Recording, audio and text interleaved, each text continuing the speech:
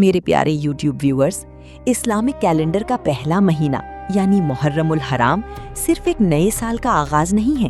بلکہ یہ وہ عظیم الشان اور برکتوں سے بھرا مہینہ ہے جس کی فضیلت اور حرمت کا ذکر خود اللہ رب العزت نے قرآن مجید کی سورہ التوبہ کی آیت نمبر 36 میں کیا ہے، جہاں ارشاد باری تعالیٰ ہے کہ یقیناً مہینوں کی گنتی اللہ کے نزدیک 12 ہے اللہ کی کتاب میں، جس دن سے اس نے زمین اور آسمانوں کو پیدا کیا، ان میں سے 4 مہینے حرمت والے ہیں،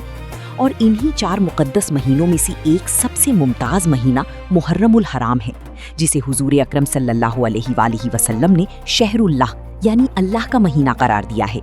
قرآن پاک ہمیں سکھاتا ہے کہ ان دنوں میں اپنی جانوں پر ظلم نہ کرو، یعنی گناہوں سے بچو، امن قائم رکھو اور اپنی روح کو پاکیزہ بناؤ، کیونکہ اس مہینے میں کی جانے والی نیکیوں کا اجر دگنا ہو جاتا ہے۔ اب سوال یہ پیدا ہوتا ہے کہ اس مبارک مہینے میں اور خاص طور پر اس کے سب سے اہم دن یعنی یوم عاشورہ 10 محرم کو ہمیں کیا کرنا چاہیے؟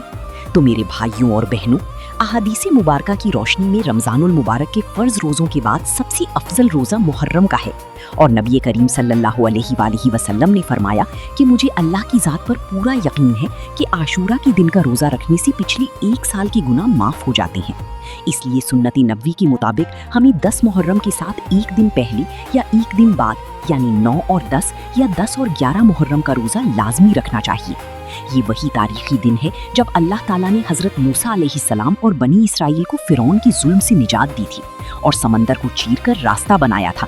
جس کی شکرانے میں یہ روزہ رکھا جاتا ہے۔ اور اسی 10ویں تاریخ کو میدان کربلا میں نواسہ رسول جگر گوشہ فاطمہ حضرت امام حسین رضی اللہ تعالیٰ عنہ اور ان کی جانثار ساتھیوں نے حق، انصاف اور اسلام کی سربلندی کے لیے اپنی جانوں کا نذرانہ پیش کر کے تاریخ کا وہ عظیم ترین درس قربانی دیا جو رہتی دنیا تک مظلوموں کے لیے مشعل راہ ہے۔